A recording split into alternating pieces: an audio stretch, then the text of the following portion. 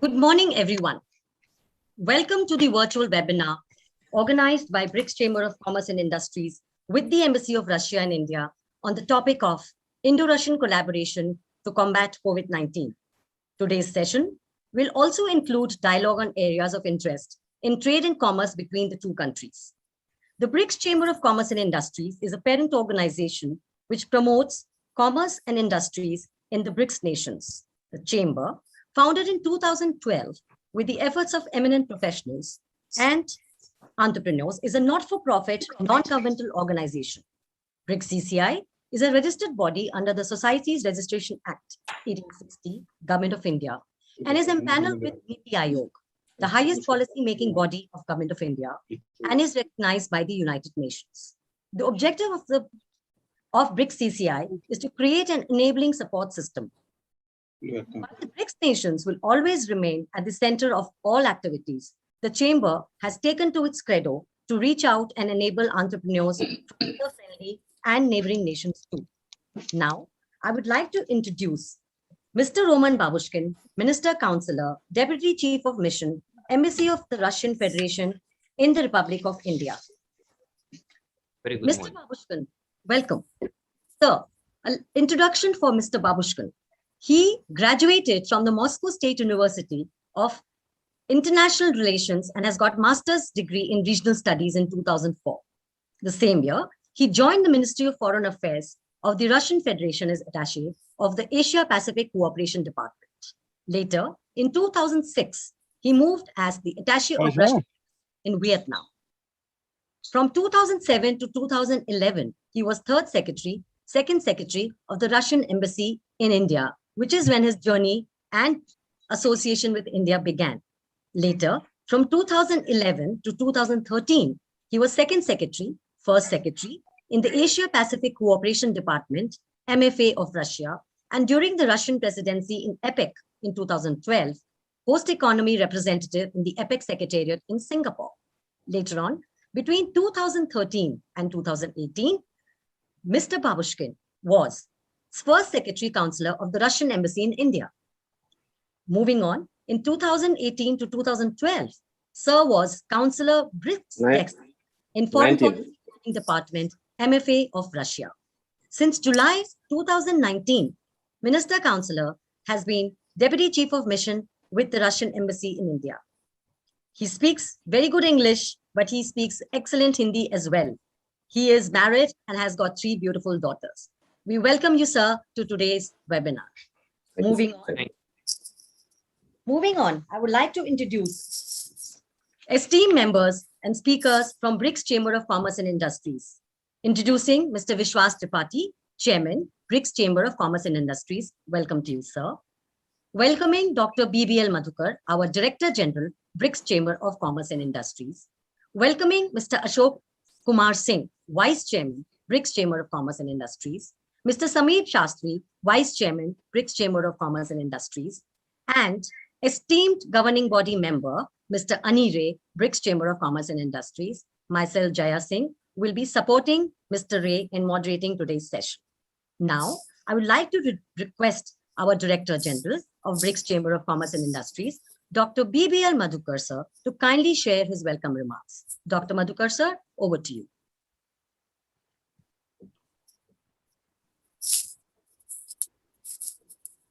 Sir, you are on mute. Uncle, you are on Uncle. Now it's okay? Yes, sir. Yeah, perfectly. Okay. So, Your Excellency, Mr. Roman Babushkin, Deputy Chief of the Mission, Minister Extraordinary for the Russian Federation, an esteemed friend, a great person who has always been helpful to India. I'm so sure that today's session will be very, very enlightening and will build further relations. I'm very happy that Brics Chamber of Commerce and Industry and the Embassy of Russia in India have agreed to hold this webinar on Indo-Russian collaboration to combat COVID-19. Relations between India and Russia are rooted in history, mutual trust, mutually beneficial cooperation. This is a strategic partnership and mutually which has stood the test of time and which enjoys the support of the people of both the countries. The cooperation on the Sputnik 5 vaccine will assist humanity in battling the pandemic. Russia has always been a strategic partner with India. The solidarity of Russia with the people and government of India is seen from the fact that Russia is extending all possible support in India's fight against the pandemic. I hope that we will be able to regularly discuss areas of cooperation and collaboration for growth of trade and commerce between the two nations. Brics CCI is very, very happy to be in dialogue with the Embassy of Russia to discuss and bring focus on potential areas of collaborations. I wish this workshop or the interactive seminar all the success. Thank you. Thank you so much, sir, for your very, very encouraging words, Dr. Madhukar, sir. Now, I would like to request the Chairman of Brics Chamber of Commerce and Industries, Mr. Vishwas Tripathi, to kindly share the opening address and set the tone for today's webinar. Mr. Vishwas Tripathi, sir, over to you. Thank you, Jaya. Brics CCI is extremely happy today to present this webinar interactive session on Indo-Russian collaboration to combat COVID-19. And as Jaya already has said, and Dr. Madhukar ji has elaborated, that apart from, in addition to having discussion on this COVID-19 pandemic and the collaboration and cooperation that has been extended to us in the recent past, immediately the moment we were having shortage of vaccine from Russia, Sputnik vaccination import to India, which has come. In addition to that, we will be discussing about some discussion and dialogue on trade and commerce areas also, because we have been long-term, in our long-term association and friendship, we always have had great cooperation. There is some problem, I think. Great cooperation and collaboration in the field of other business interest areas. We are very fortunate and extremely delighted to have Mr. Roman Babushkin, as explained by Dr. Madhukar ji, is a great friend of India, personally also, apart from being Russia our friend, and he is Minister Counselor and Deputy Chief of Mission, Embassy of Russian Federation in the Republic of India. He is not new to this country, and he is an old hand, and he probably understands India and Indian affairs many times, in many ways, more than what an average Indian might be understanding. So I congratulate him to be on the part of this, the Pied Piper of this event today. And most of the questions he will be answering today, and we will be knowing his perspective, his visionary thoughts and other things. So far as friendship of India with Russia is concerned, it is always said that a friend in need is friend indeed. That has been amply proved, not today in the times of COVID-19, when Russia has come forward to support us in vaccination program. Not only this, right from 50s, Nehru's time, when 65 war, 71 war, 71, I was a small kid, and that time we were listening from all our elders that Russia has really supported us in the hour of emergency, in the hour of need. And Russia is a natural friend to all of us. As our Prime Minister, Mr. Narendra Modi, has also said in interacting with Russian people and Russian delegation a few time back, that an old friend is better than two new friends. So I would like this session, which is going to be moderated by Mr. Ani Ray, to be very, very engrossing, very, very, I will say, enhancing the knowledge of the viewers and all of us together, not only for in medical field, health field, and this COVID pandemic 19, but also in trade and commerce like oil and gas. Russia is very strong, nuclear, space, deep sea expeditions, then freight corridor, railway, transportation, infra, so many, and on. So we can discuss so many things on this. So now I would invite Mr. Roman Babushkinji to enlighten us with his visionary thoughts on today's seminar, so today's webinar and today's interactive session. Please, sir. Please, sir. Thank you. Thank you very much. Can you hear me properly? Yes. Yes, sir. Thank you. Thank you so much. Thank you. Esteemed Dr. Madhukar, Mr. Tripathi, Mr. Ashok Singh, Mr. Samit Shastri, Ms. Jai Singh, distinguished ladies and gentlemen, dear friends. As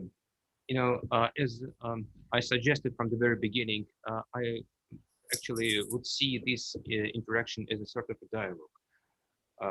I'm quite sure that since you are a dedicated Brics Chamber of Commerce and Industry, you know Russia very well, and a lot of things you are following, and that's why actually let me just update a couple of moments which we feel important to share with you today, so that actually we could also hear from the embassy, could learn from you as well, from your questions and from your comments about the topical issues which are of mutual concern, and your perspective would be also highly appreciated. But let me start with the primary topic of our today's discussion. So how our countries do cooperate with each other in this crucial time of the COVID-19 pandemic. But to start with, let me briefly highlight major characteristics about the Russian corporations, which explains a lot about how deep our interaction today is, including in tackling the pandemic threat. The contemporary India-Russia relations, as you know, has got many characteristics. It is comprehensive, it is unique, it is coherent, trusted, and encompassing all possible areas of cooperation. It remains an increasingly growing factor in world affairs today, and integral part of the development strategies of each other. Our common unequivocal commitment to the UN centrality and international law, especially during the current Indian non-permanent United Nations Security Council membership, helps us to proactively participate in searching an inclusive response to emerging challenges and rapidly changing geopolitical scenario and turbulence. We share similar civilizational values, common interests, and proximity to fundamental issues. Our dialogue is led by the leaders who pay a lot of personal attention to it and summit-level decisions. President Vladimir Putin and Prime Minister Narendra Modi interact with each other quite regularly and normally meet every year. As you know, in 2020, we marked the 20th anniversary of the bilateral strategic partnership and the 10th anniversary of its elevation to the special and privileged status. Our positive and forward-looking dialogue, which is not targeting anyone, doesn't have any hidden agenda, but promoting a unified approach, is a testimony of the advanced and mature level of the relations between our two friendly nations. The Russian-Indian cooperation is ever expanding. It covers not only traditional areas of mutual engagement such as defense and energy, but also reflects growing interest to promote diversified economic and connectivity interaction, vibrant people-to-people ties, and solid international coordination. Eventually, accumulated bilateral background enable us to develop a model partnership to tackle the threat of COVID-19 pandemic, which is humanitarian and non-politicized in nature and with no artificial obstacles. Naturally, we prioritized our cooperation in health sector these days, where we have traditionally close bilateral ties. which are also quite vibrant and mutually supportive at the international arena. It helps our countries to eliminate this dramatic problem, not only domestically, but also supporting other countries as well as performance of relevant international institutions, first of all, WHO, G20, and Brics. Eventually, it has extended our trusted cooperation in the area of vaccines research and development and advanced scientific dialogue, which enables us to deal even with new strains of coronavirus. We can say that it is a breakthrough. It is built upon historically high level of mutual goodwill combined with common interest in the fields of modern technology exchanges and innovations. Most importantly, this partnership is saving lives, and that makes us even more encouraged. At present, the Russian two-dose vaccine Sputnik V is included in the Indian vaccination drive, and it speaks for itself. Its production here has already started, and it will be gradually reaching up to 850 million doses per year. It is used in more than 60 countries, having high efficacy at about 97.6%. This is the Russian figure. It is based on technologies and platforms that have been used for decades. We believe that India will become one of the key producers of this vaccine in the world due to the country's industrial, scientific, and manpower capacity. With regard to our future cooperation in this area, we have also launched dialogue on Sputnik Light, a single-dose vaccine, and other brands. And what is especially important about Sputnik Light is that it is designed to facilitate the challenge of immunizing large groups of people in shorter time, helping to achieve a solid herd immunity much faster. Its characteristics simplify the storage and logistics issues. Its efficacy is currently showing 79.4%. We believe it will be in huge demand in India. We also attach huge importance to the Russian humanitarian assistance to India, especially today when India is facing the unprecedented spread of and dramatic consequences of the COVID-19 second wave. Expressing solidarity with the Indian people, Russia in April has delivered more than 20 tons of life-saving medicines and equipment, including oxygen concentrators, lung ventilation machines, and medical monitors. Later in May, there was one more supply with about 10 tons of medicines, which was after that repeated next several days. We are closely monitoring developments in India and sincerely emphasize with the Indian people who are struggling heroically with this pandemic. As a close partner and friend of India, Russia will always be there to help. For that purpose, we maintain constant contact with our partners and ready to provide further assistance, which may be also expected anytime soon. In 2020, let us not forget, and we will always remember that as well, when the pandemic just erupted, India also supplied a huge part of vital medicines to Russia on the exceptional basis. It was highly appreciated by the Russian government and by the Russian people. Apart from a bilateral level, we are deepening our relevant engagements internationally. Cooperation in Brics, which is chaired by India this year, deserves a special mentioning. It is based on positive experience and dedicated approach by medical officials, scientists, and experts, which is maintained over the years.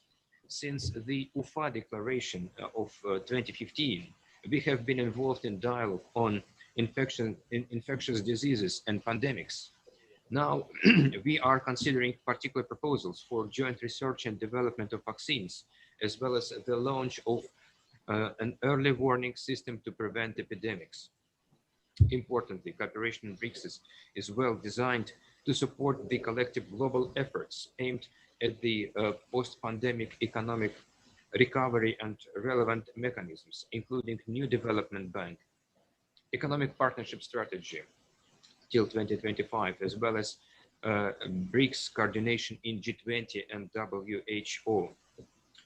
All our forward cooperation in the healthcare sector becomes a model partnership, which is humanitarian and non-politicized in nature, with no artificial obstacles.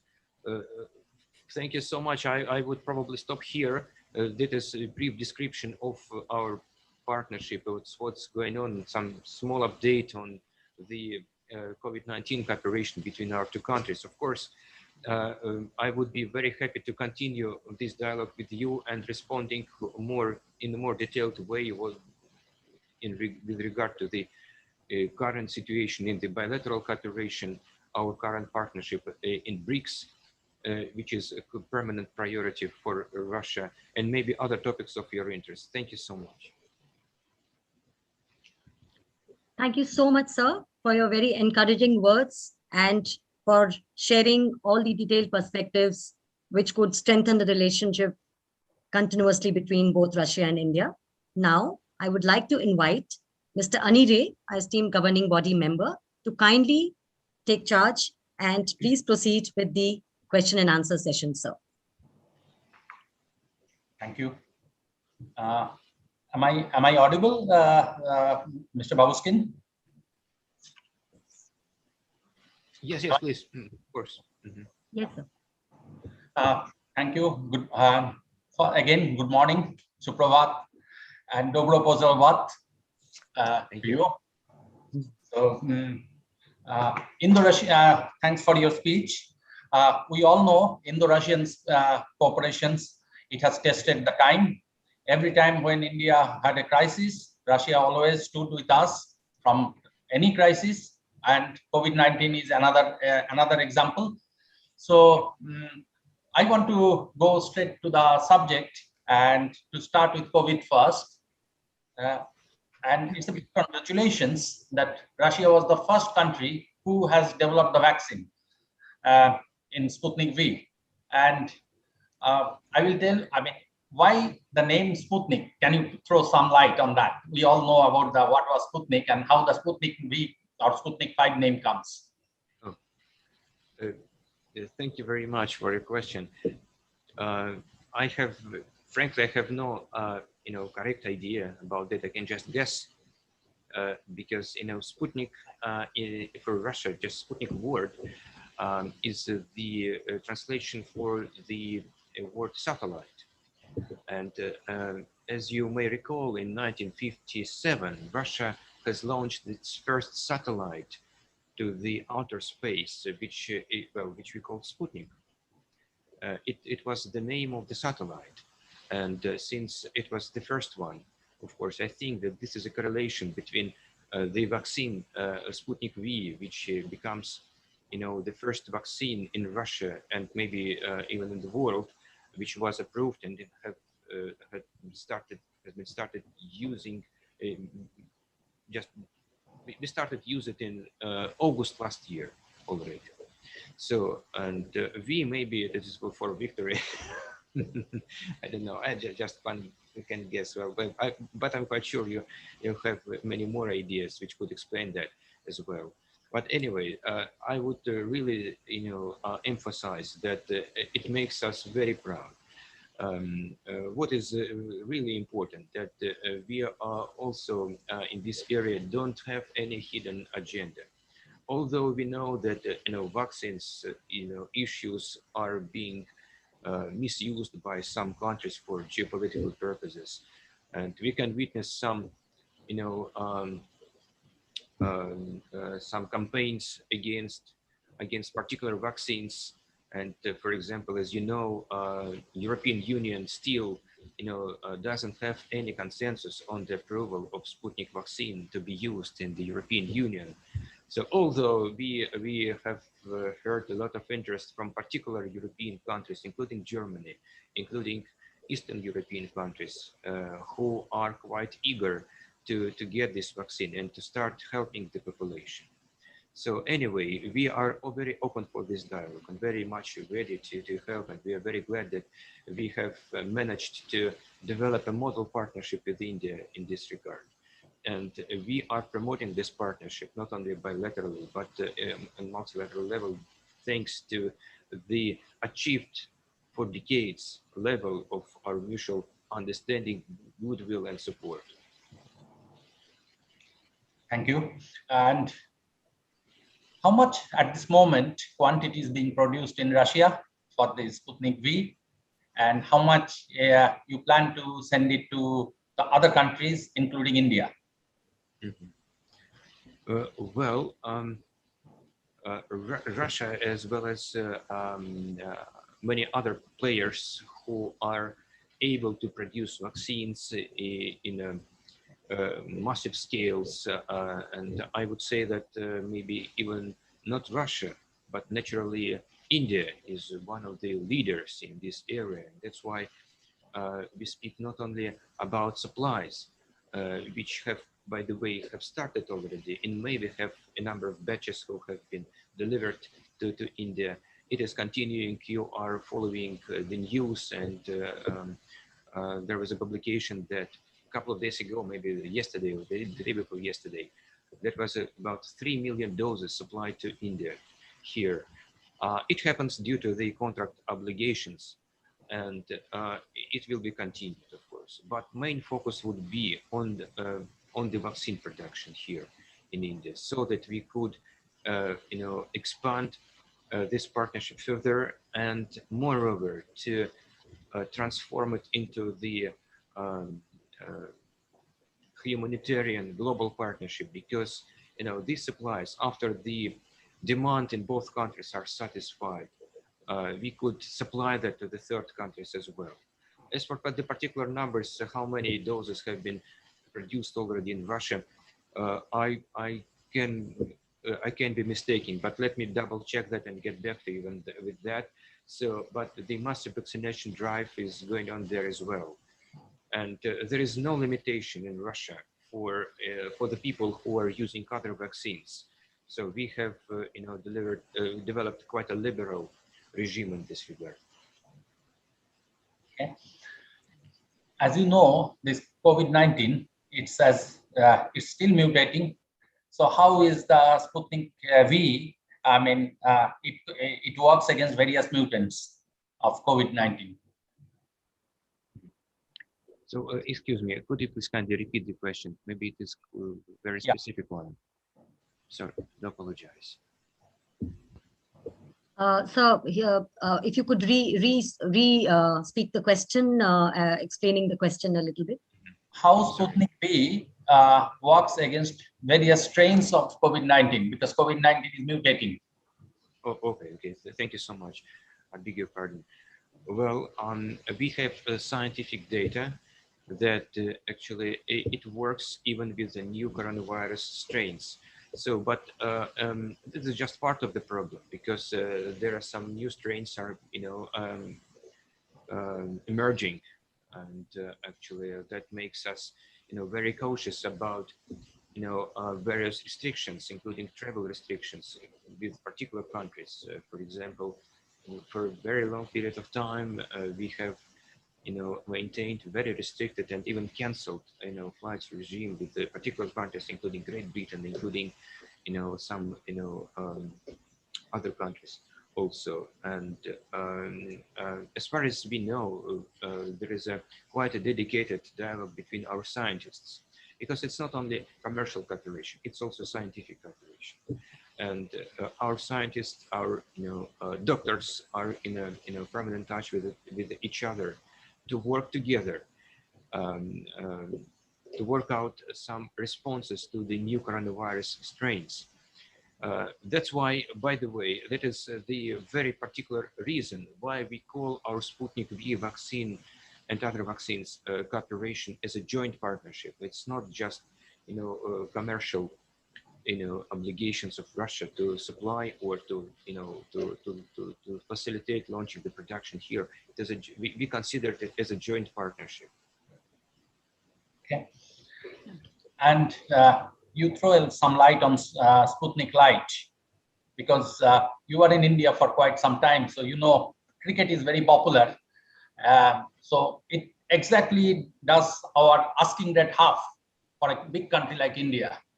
I mean, the single dose Sputnik Light is the I will say it's the only light in the tunnel in the short run. So how is the progress of that? When we can expect it to be launched? We would be very much interested that this vaccine is approved here in India as well. The dialogue on that is going on, and in some particular countries, the phase 3 trials are still continuing, although some countries have started using that vaccine as well, including Russia.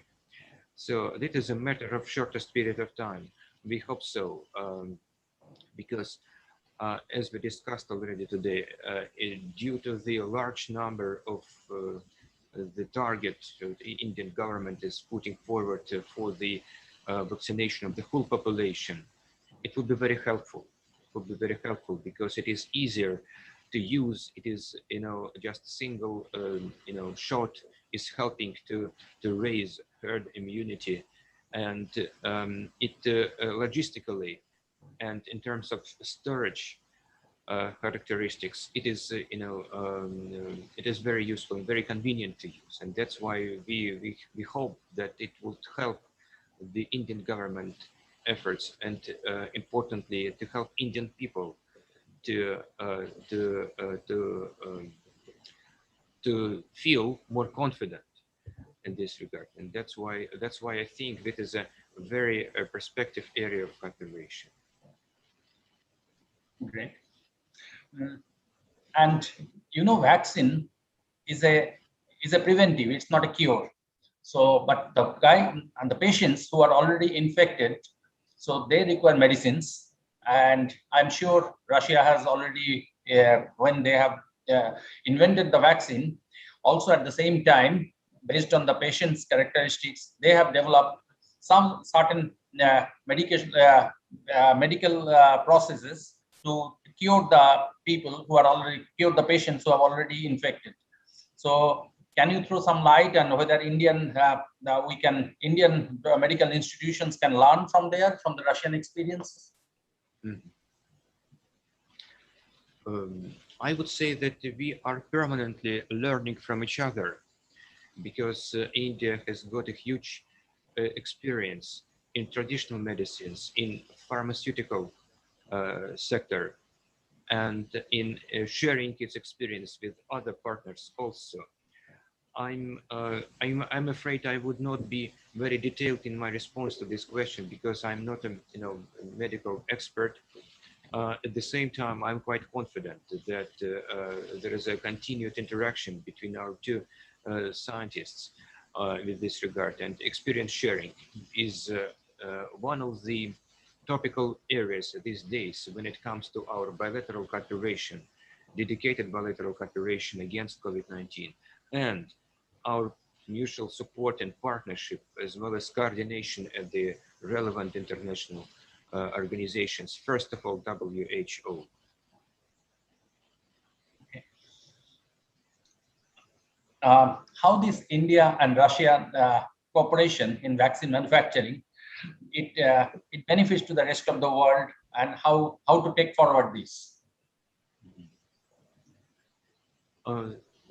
This is this is part of the agenda of the Russian-Indian cooperation currently, because after we achieve the sufficient number of vaccines available in the local domestic markets, we are planning to reach out to the third countries and supply this vaccine to other countries in need. And we are very dedicated on that in the framework of Brics. And as you know, we have had some very important event quite recently. The Brics foreign ministers met under the Indian chairmanship on the 1st of June And that was the one of the most important agenda item. And this cooperation again is historical one. It evolved not just last year or this year. It has got some history, and I would even say even more that who is the most enthusiastic officials in Brics.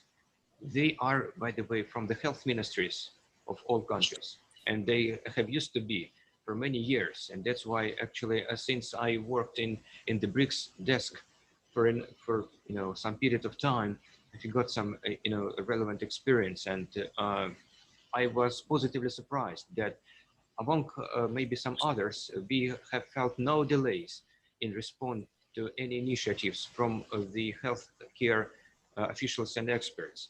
They are very dedicated. And I think that this particular situation, when we are facing COVID-19 problem, that makes them even more encouraged. Thank you. Please now let us leave a little bit from the COVID-19 and let us take the cooperation a little bigger on the medical field. How you see the cooperation in terms, potential cooperation in terms of the medical field, other way. I can just give an example. I know a lot of Indian students go to Russia for medical education. So how the other way, how it can be expanded more, the cooperation in the medical field.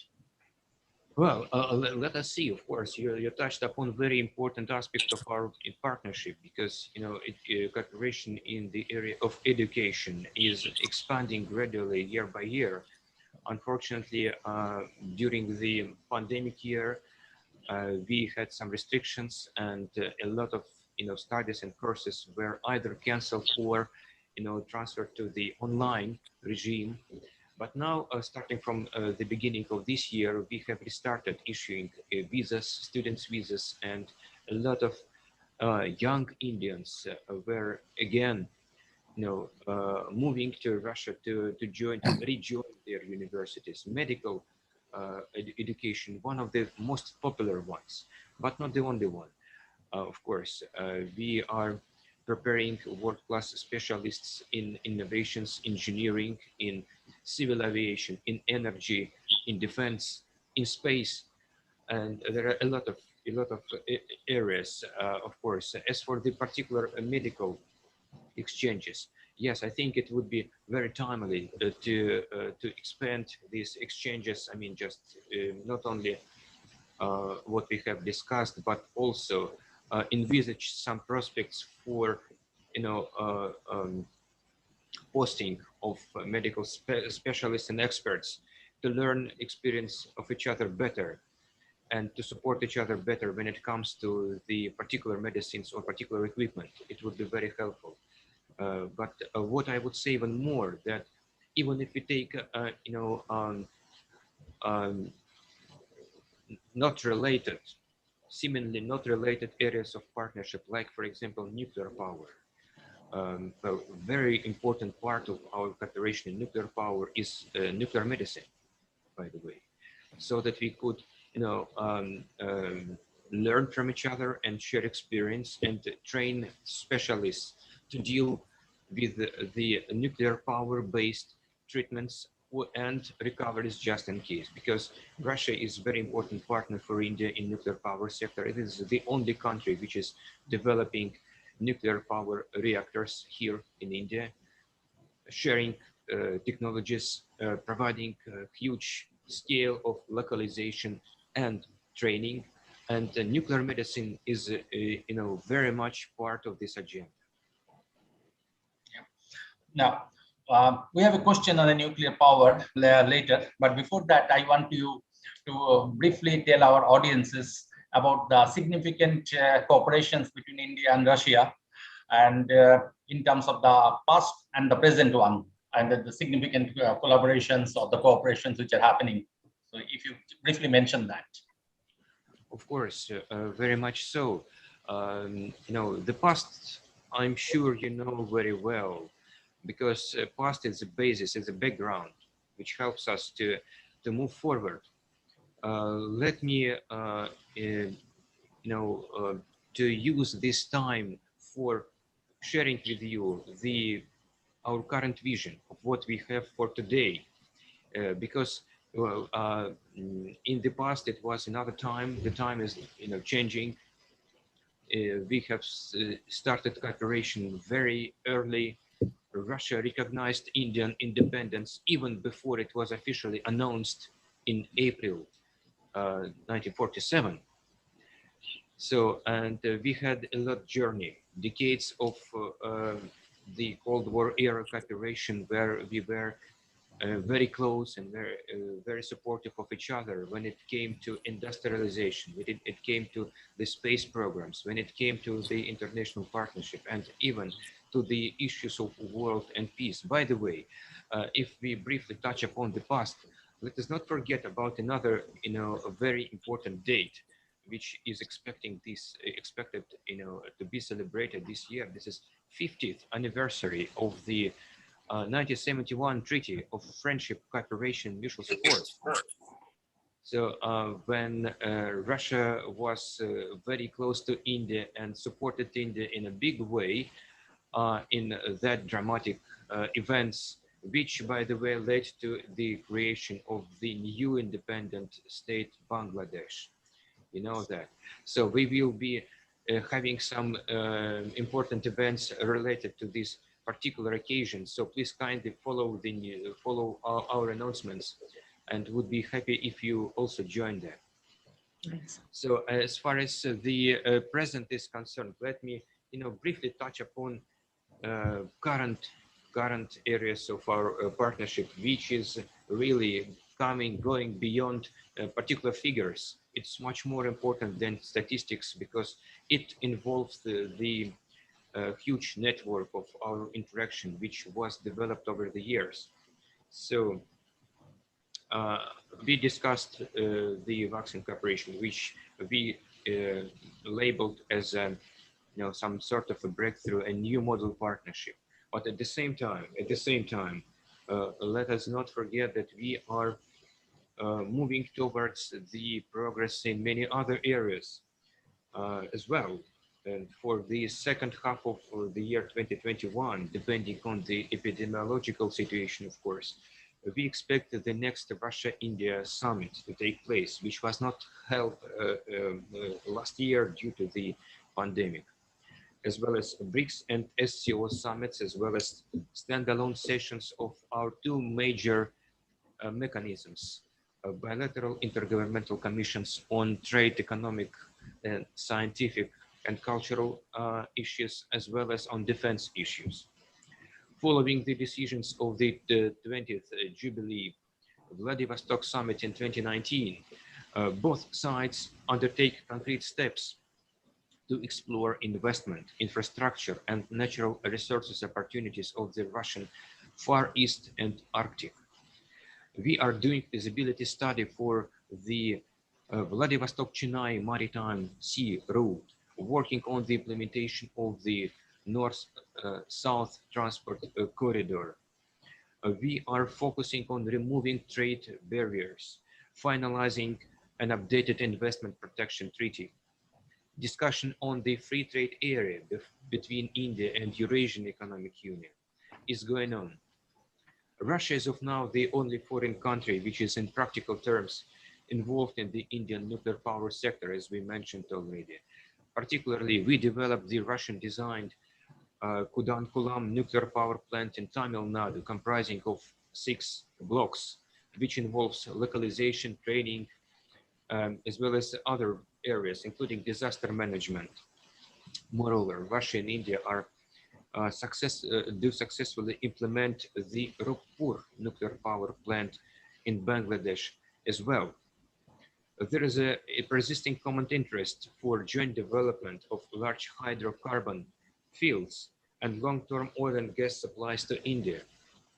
The leading Indian companies are joining various Vostok oil projects cluster, covering huge resources of the Russian Far East and Arctic zone. ONGC Videsh Limited, Oil India, Indian Oil Corporation, and many other leading partners are involved in various flagship projects, including Sakhalin-1, including Vankorneft and many others. We are witnessing advanced cooperation in metallurgy, petrochemicals, gas fuel, railways, inland water infrastructure, civil shipbuilding, pharmaceuticals, smart cities, waste management, and many other areas. In this regard, it's worth noting some new promising projects. For example, the Russian metallurgy company from Novolipetsk is building a transformer steel production plant in Maharashtra. Its launch is expected in 2022. The Reliance Sibur Elastomers Private Limited, a joint venture, has set up the first in South Asia butyl and halogenated butyl rubber production facility in Jamnagar. Russia and India are also deepening financial cooperation in such areas as interoperability between payment systems, information security, insurance, business and stock exchange markets, expanding bank representation. It is worth noticing the importance of advantages of increasing national currencies' share in the bilateral trade through respective mechanisms and settlements. We also take advantages of mutual active participation in the leading regular trade and investment and political events in both countries, like the St. Petersburg International Economic Forum, which is going on right now these days. It is a leaders level forum. Then the Eastern Economic Forum, INNOPROM, vibrant Gujarat, Raisina dialogue. Because of the pandemic, the bilateral trade in 2020 decreased by 17% to the amount of little more than $9 billion. However, we believe that the current initiatives and measures would help us to fulfill the tasks set up by the leaders to achieve $30 billion of mutual trade by 2025. In scientific and technological cooperation, we are dedicated to intensify students and academic exchanges and to develop specialized interaction on promising topics and long-term research programs in such spheres as telecommunications, artificial intelligence, big data, robotics, nanotechnologies, space, pharmacy, and others. In the sphere of space and space technologies, our countries actively interact on satellite navigation through the Russian satellite navigation system GLONASS and the Indian system NAVIC, as well as on cryogenic rocket technology. As you know, 4 Indian astronauts were successfully training in Russia in the framework of the Gaganyaan project. This is the first India's manned flight initiative. Our defense cooperation goes without saying. It's another symbol of exceptional trust and mutual understanding. Started in 1960s, it keeps its relevance in upgrading military capabilities of each other. There is a growing importance of intense exchanges between defense ministries, dedicated conferences, exhibitions, consultations, experience sharing, training, joint exercises, first of all, Indra, as well as international army games, parades, and sports competitions are being conducted quite regularly. Over more than 60 years, the contracts for supplies of a wide range of arms and defense equipment to India estimated at more than $87 billion. But let us proceed from the fact that even before the program Make in India and Atmanirbhar Bharat were launched, we have started arrangements related to licensed manufacturing and maintenance of armored aviation and navy techniques, anti-tank missiles and air defense systems in various types of ammunitions. Today, Russia remains the only foreign country to share sophisticated defense technologies with India, willing to engage in various joint development and production ventures. Given that defense production with Russia is one of the basic factors for the Indian security, the Indian partners continuously insist that no outside pressure, including unilateral sanctions, should be allowed to disturb it. This is quite an overview of major topics of cooperation. Of course, we can discuss some areas in more details, including international cooperation, including Brics partnership, which is gaining considerable importance these days. Thank you very much. Thank you. My next question was the future area of collaboration, which you have already gone through. So I will not go through that point again. But I will just ask you one example, one very significant one, this one, which you see has the maximum, I say, maximum upscaling possible, or the most, it can be a game changer. You mean what particular? One of them, please specify one of them, which you see is the huge potential ahead of the existing ones. Well, it is a very hard question, because if just take any of the topics where we cooperate can be potentially a breakthrough ones. I would be unable to name a single one, because whatever you take, everywhere we have quite a potential to further expand, and you never know. Let us take this current, COVID-19 pandemic situation. Nobody could even presume or forecast that at some point of time, health cooperation would be important to such an extent, which would be a priority area for all the bilateral and multilateral engagements. So this is the priority area as of now. And of course, we are moving towards support of each other, not only in terms of the healthcare cooperation, because it involves the huge industry, and not only it's a philosophy, because it involves not only vaccines research and development, not only scientific dialogue. It also involves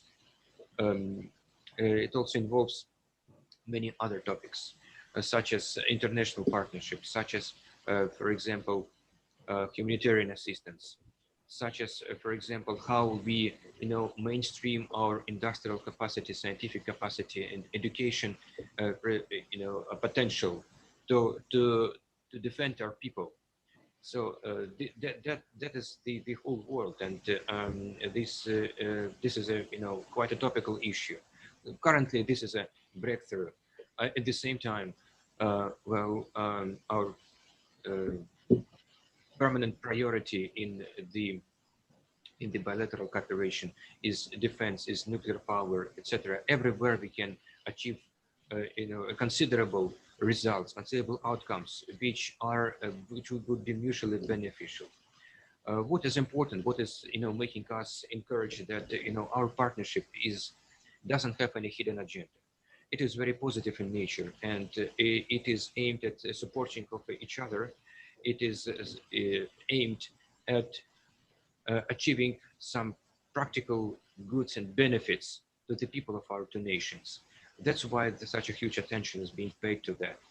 So I'm afraid I would not be able to, respond to your question, to respond to your question in just one word.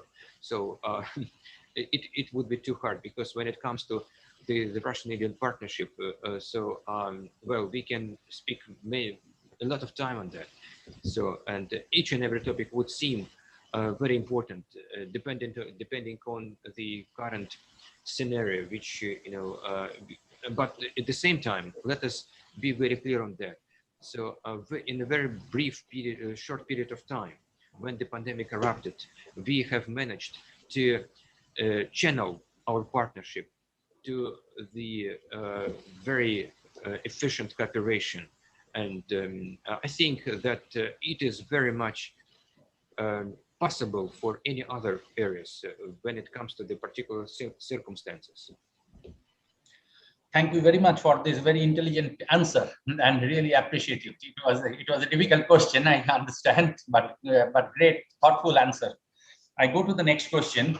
Now, on the agricultural field, I mean, still India has a lot of agricultural economy. It employs a lot of people. So how the cooperation can be increased on the agriculture field? We know already there is a cooperation in terms of fertilizer, but how it can be expanded more? Yes, this is, thank you. This is, in other traditional areas of our cooperation. It is lasting for decades as well. And you know how popular in Russia are the Indian teas, or other products which are supplied from in this area. Well, and I would specifically mention that this area needs some impetus, well, which was a bit stalemated during the pandemic time because it interrupted our dialogue and traditional exchanges. Although I would say that permanently, on a permanent basis, the Russian agriculture specialists and experts are present in India. We have a dedicated official in the embassy, which is who is monitoring the situation. Currently, we are working on the removing some certain sanitary and phytosanitary barriers which are existing due to the difference of the systems of both countries. So we are trying to synchronize that and bring it together more closely so that we could combine our efforts. And for example, we are along with that, I would come back to the agriculture particularly, but very importantly is that we are developing a green corridor, green customs corridor initiative, which would facilitate our exchanges and trade, and it would ensure more smooth and expanded trade, including in the agricultural area. Very helpful would be the conclusion of FTA, free trade area between India and Eurasian Economic Partnership.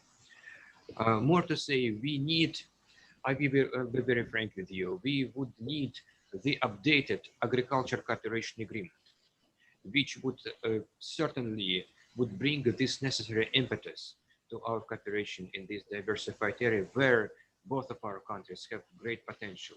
Because as India has become self-reliant in agriculture, Russia as well. I wouldn't say too much to you on the history of the Russian Western cooperation, but after 2014, after the Crimea associated itself with Russia and entered the Russian Union, Russian Federation, we faced a tremendous sanction pressure against Russia, and we became deprived of the export goods and other technologies which were used before. We had to develop our economy from the very beginning in particular areas. Now we have become self-reliant in many areas, including wheat export. We have started even exporting wheat and other products also.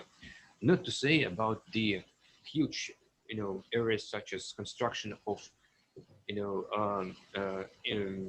engines technologies, which we were dependent on particular components, especially for shipbuilding industries and others as well. So we are moving with confidence towards to expand this partnership. And of course, Indian direction would be the most prospective ones, because there is a constant mutual desire to expand this partnership, because agriculture constitutes the basic sectors in both countries. Yeah. You already touched the green corridor, which is very much essential to expand our ties and to make it faster for the business and the trade to develop. And now I go to your favorite subject, Kundakulam power station, nuclear power station. Do you see more this type of nuclear power plant coming in the cooperation agreement in near future? My favorite subject, well, it is another, aspect which is difficult to specify, because, well, all of them require attention. We have worked on all of them. But personally, since I was associated with Brics, my favorite subject would be cooperation within Brics. And I think it would be more relevant given the nature of your Chamber of Commerce and Industry. So, but when it comes to the nuclear power cooperation, it is very successful. I should admit that it goes not without any specific specific, minor challenges which we are facing. For example, this COVID-19 pandemic disturbed the schedule of supplies of critical equipment. It caused some delays in construction of blocks 3 and 2 and 4. Yeah. Although, we are maintaining a very close dialogue on different levels. We have representation of the dedicated Rosatom state corporation here, which is monitoring the developments in nuclear power cooperation. And they are in permanent touch with their Indian partners, with the Department of Atomic Energy, with the Nuclear Power Corporation of India in India. In spite of pandemic, we had uninterrupted dialogue between the senior officials and even ministers, and that helped us to coordinate very closely and to narrow down the differences and the gaps which we are apparently have got due to these problems. Well, but at the same time, this cooperation is very successful. We are very satisfied with the, the way the Indian side is, taking this cooperation, because what is very important, that it helps to achieve low carbon energy security for India. And we are very much keen to expand this cooperation, to expand it for the not only Kudankulam but second side. And this dialogue about second side for the Russian designed nuclear reactors is going on. We expect some good news maybe later on, because it involves a lot of considerations on the state level, on the regional level, because it is very sensitive. It is about very sensitive issue of land allocation, which is not easy task in India. So, but I would specifically emphasize the prospects for the third countries cooperation. Now we are developing a Raipur nuclear power plant in Bangladesh, which is going on very successfully as well. And I think that this experience would help us to move ahead to other third countries, because, that is the way how we can expand further, because why it was very important to hold the previous summit in Vladivostok, because it opened up a completely new dimension in our strategic partnership. And now moving towards third countries, third markets, it would provide us for another vital new dimensions where our partnership would further expand. I would put it that way. From nuclear, we go to the deep sea. Russia is one of the countries which has huge experience in deep sea expedition, and how you can see the cooperation in this field, because deep sea expedition is now, it is getting more and more important, especially for not only the mineral extraction for oil and gas, but also for the telecom sector. So how do you think this collaboration can go ahead? Mm-hmm. Well, thank you so much. This is indeed something which we also can be very proud of, because not only our achievements we have got up to the moment, but at the same time with the prospects we are having in different deep seas. So it includes not only our traditional engagements in the Indian Ocean, by the way, in Bay of Bengal, in the Arabian Sea, the Russian companies, geological entities are quite deeply involved in jointly with the Indian partners to explore possibilities of cooperation, including commercial one, including in the field of extraction of natural resources, is very much there. So, but what would be especially important, in the current period of time, that we are moving further in the cooperation in Arctic. By the way, we know that the huge Indian interest in more scientific and exploratory jobs to be undertaken there, because it regards it is related directly to the climate change issues. It is linked directly to the increasing scientific potential and international cooperation there, because Arctic is tremendously important. It is gaining strategic importance for Russia and for other countries. because of its natural resources capacities, because of its diversified biological features, and what is important that we are developing the Northern Sea route through Arctic, which would certainly reduce the transportation costs from the Pacific Ocean to Atlantic Ocean to the European countries. And we are inviting Indian partners to jointly develop this initiative. Some countries are already involved, and it is becoming one of the priority areas for the Russian national development. Currently, Russia is the chair of the Arctic Council, where India is an observer. And we are very much looking forward to go ahead. And one of the ideas which we are putting forward as part of our priorities for the Arctic Council performance in the coming years to empower observers to take more proactive participation in all the current activities.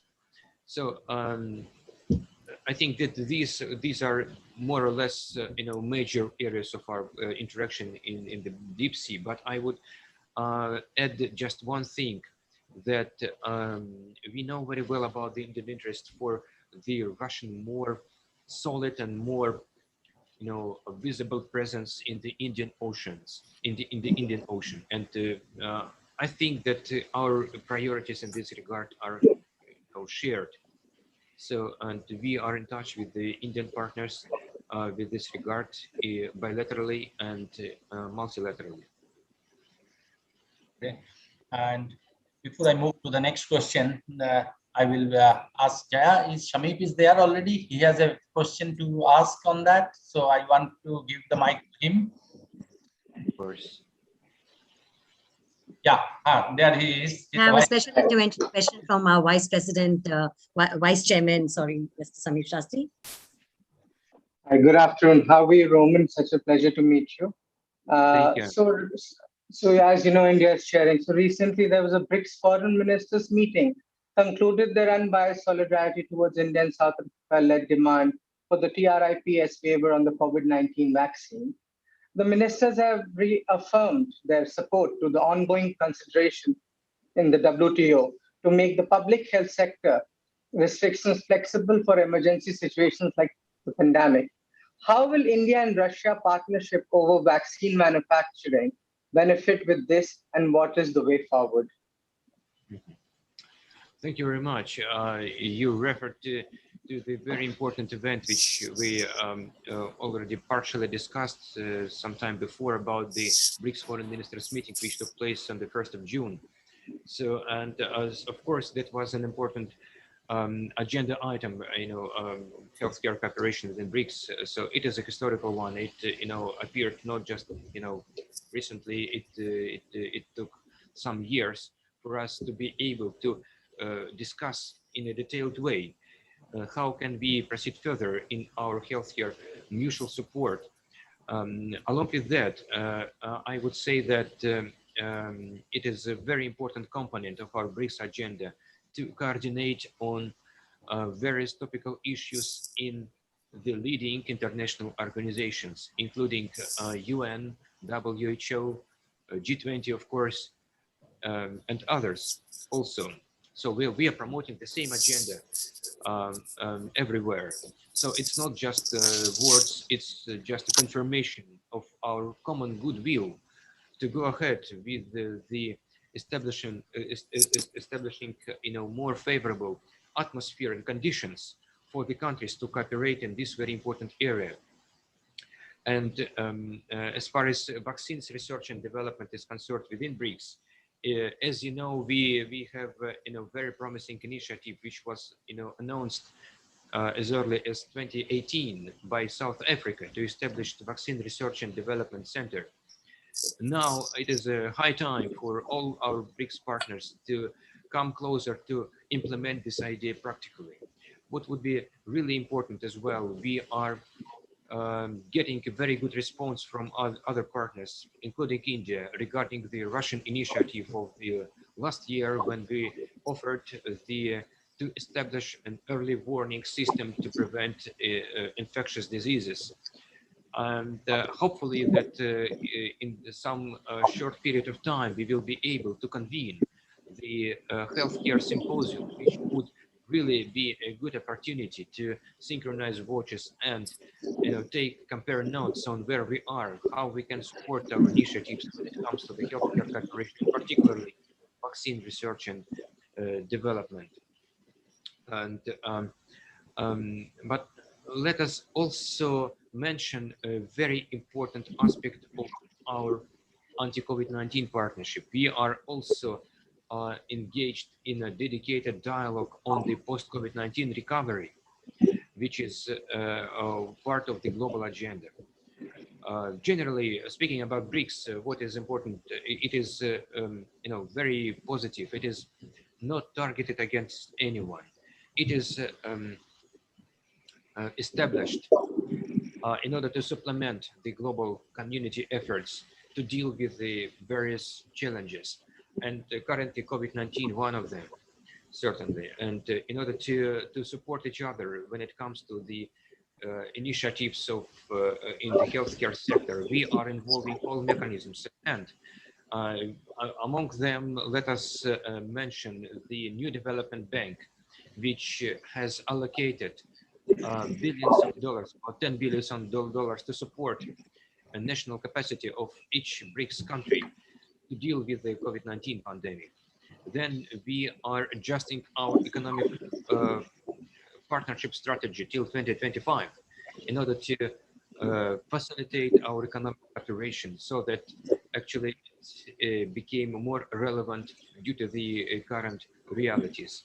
We are working on various other issues, such as energy research, others, partnership for new industrial revolution. We took note of the Indian proposal, which was announced by Honorable Prime Minister Narendra Modi last year at the Brics Summit to create the digital healthcare cooperation. So there are a lot of initiatives that would definitely be very instrumental to support each other and to increase our potential to deal with the pandemic, along with the initiatives which we are undertaking bilaterally, including in the sphere of Sputnik V cooperation and cooperation with other Russian brands also. Thank you so much. Thank you. Any other point, Mr. Novskin, you want to mention and highlight about that Indo-Russian collaboration and the cooperations? If you allow me, I would definitely take this opportunity to share with you some ideas about Brics, at least some aspects which are very important in the current circumstances, because you are the Brics Chamber of Commerce. We are having the Indian chairmanship this year, which is strongly supported by Russia. And we are preparing for the next Brics summit, which is expected to take place also next September, hopefully in the in the physical format. Let's hope that the epidemiological situation would allow us to do so. So, because what is important about Brics, because it is one of the top priorities for the Russian foreign policy, because it involves all possible areas of international cooperation. It is comprehensive. It is a positive, as we said. It is not targeted against anyone. It is, supported to strive for the establishment of the truly just and equal multipolar world. And which is, by the way, which is very important, based on the central role of the United Nations and principles of its charter, is including respect for sovereignty and territorial integrity, non-use of force or threat of force, non-interference in domestic affairs. We jointly are of the common view that we don't recognize unilateral approaches and illegitimate sanctions and the geopolitically motivated pressure. On the contrary, we demonstrate diversity and mutually respectful dialogue between states and civilizations, defending rights of all countries to choose their ways of development according to their historical and cultural backgrounds. Final documents which were adopted 2 days ago were a joint media statement and a joint statement on strengthening and reforming the multilateral system, conclude that we are like-minded with regard to the need of democratization of the global governance, which should be more efficient and representative, taking on board developing countries and emerging economies in decision-making. We stand for balanced implementation of sustainable development and climate change commitments, which should take into account different national circumstances. We stand for endeavors aimed at ensuring global strategic stability, disarmament and non-proliferation, including in an early adoption of legally binding rules for responsible behavior of states in outer space and international information security. We are of the strong view that all regional conflicts should be resolved peacefully, according to the relevant United Nations Security Council resolutions, international law, as well as interests of all countries involved. There is a growing scope of the Brics cooperation in the sphere of fighting against terrorism, which is implemented in Brics according to the anti-terrorism strategy adopted last year. Extended partnership is carried out in the framework of the anti-terrorist working group and specialized subgroups. Our agenda includes preparation of result-oriented and forward-looking action plan this year, which would allow us to further streamline practical steps and cooperation. But what is also important that Brics countries confirm their support to the Indian initiative for an early adoption for International Convention for International Terrorism. So like it specifically mentioned. So that is very much part of our agenda. But more to say, I would really specifically mention the visit, very important visit of the Russian Foreign Minister Sergei Lavrov in April this year, which was another landmark event in our bilateral calendar. It, as you know, any dialogue between our key diplomats, it was a comprehensive, open-minded, forward-looking, reflecting the nature of the bilateral special and privileged strategic partnership. This time it focused on the preparation for the planned visit of President Putin to India. We hope that it would take place in September this year. And it was very important opportunity to compare notes on the wide range of bilateral and multilateral issues. Particularly, Sergei Lavrov and Dr. Jaishankar had a detailed discussion on the United Nations agenda and the Russian coordination with India, which demonstrated dedication and very balanced approach as the United Nations Security Council non-permanent member. We once again reiterated Russia's support to the Indian candidature for permanent membership in the Security Council. Along with the other issues, the ministers discussed how can we proceed with the United Nations reform, with both countries stand for the need to raise efficiency of this organization and increase representation of developing states in decision making. Ministers confirmed their support for the regional cooperation and a completely shared view in favor of promoting inclusive cooperation and undivided security and unacceptability to create any Cold War type alienation lines. In this regard, they confirmed their support to the unified agenda promoted in the framework of the Shanghai Cooperation Organization, which is very instrumental to ensure capacity in dealing with the regional challenges and threats.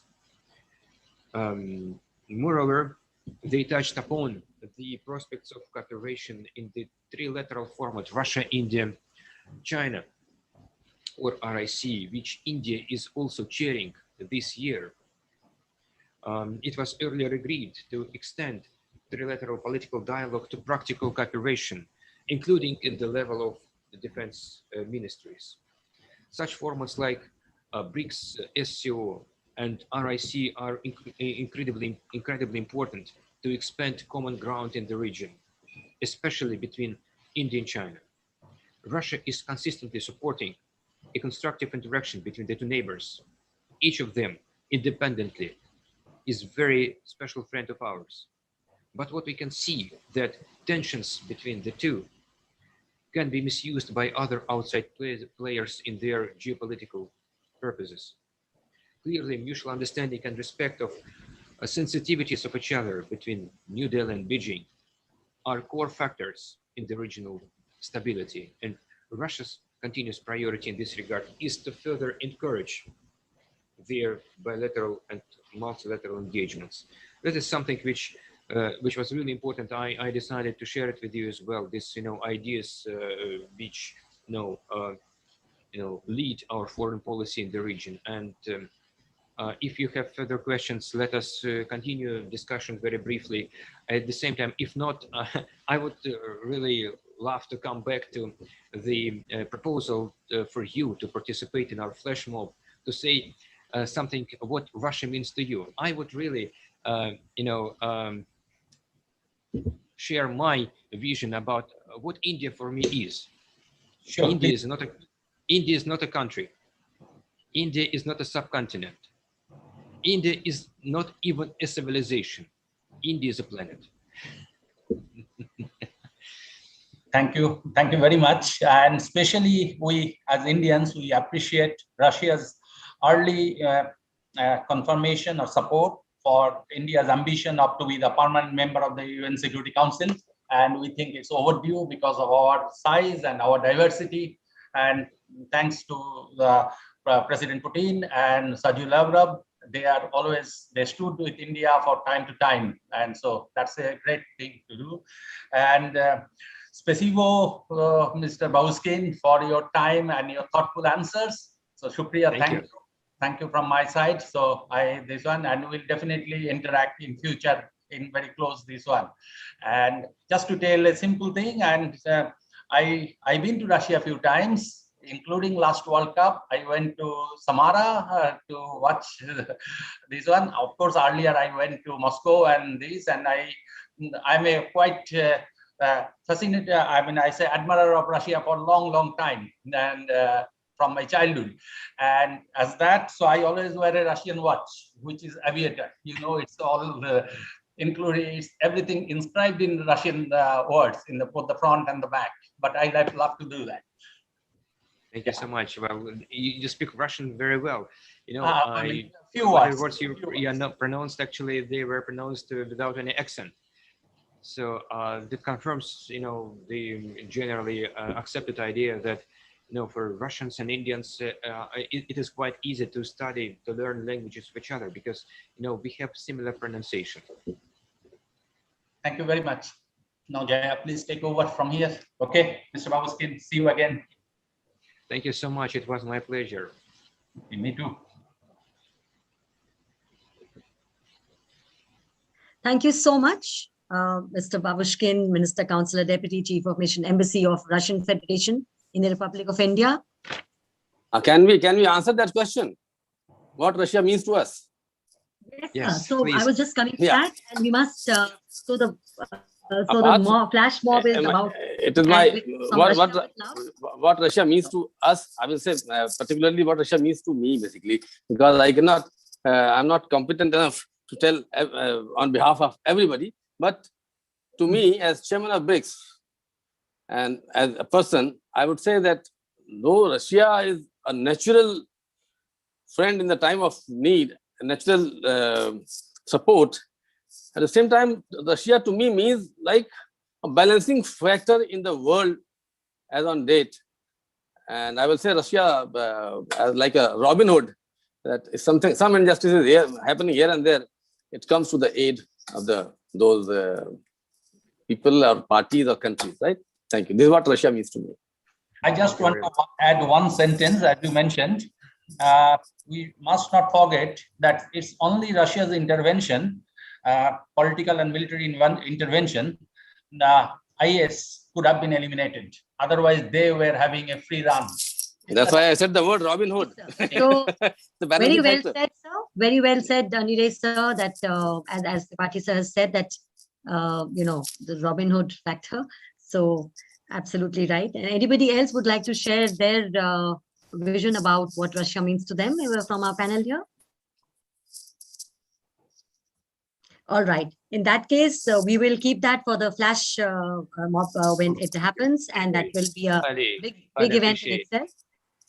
Thank you so much, sir. Now I shall like to invite Mr. Ashok Kumar Singh, Vice Chairman, Brics Chamber of Commerce and Industries, to please share the vote of thanks for today's webinar. Mr. Singh, sir, over to you. Thank you. Ashok, sir, over to you. Yeah, thank you.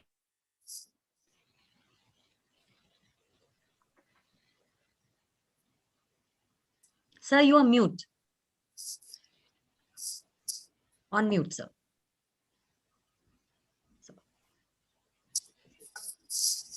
You were initially you were audible. Is it okay now? Yes. Yes. Yeah. I would like to take this opportunity to thank everyone present for this webinar. Today we have had very insightful and fruitful session between Brics Chamber of Commerce and Industry and the Embassy of Russia in India on Indo-Russian collaboration to combat COVID-19. We have heard Mr.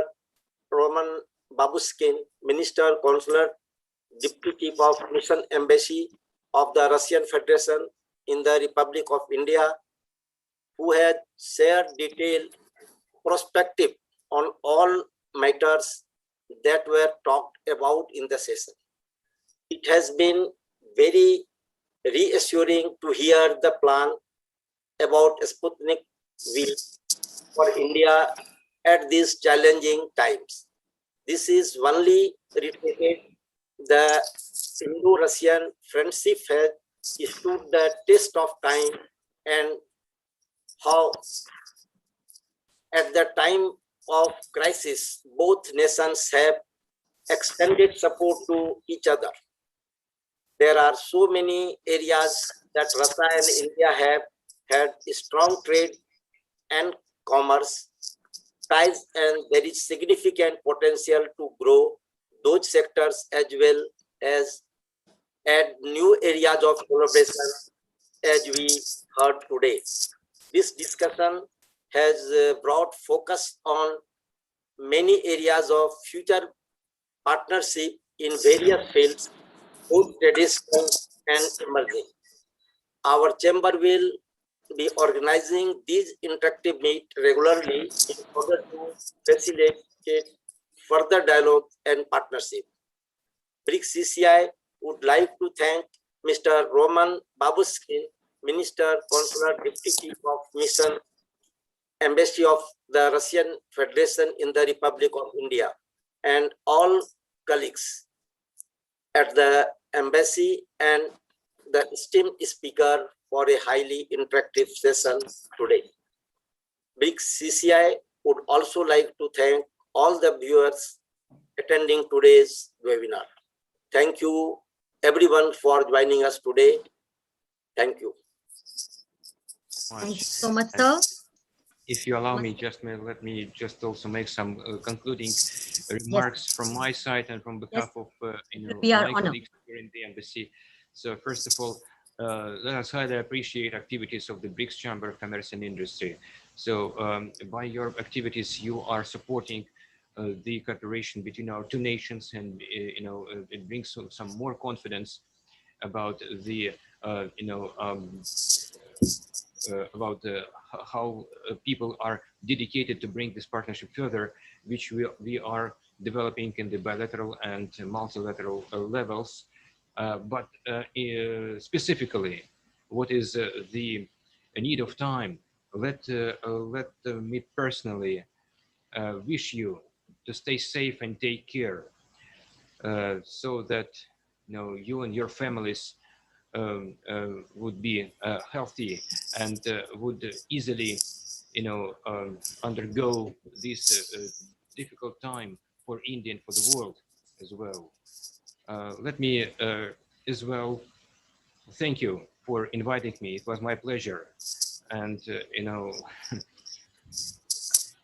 Jahan tak Hindi ka samband hai Bhagwan kare taki और आप सब लोग और आपके परिवार खुश और तंदुरुस्त रहे.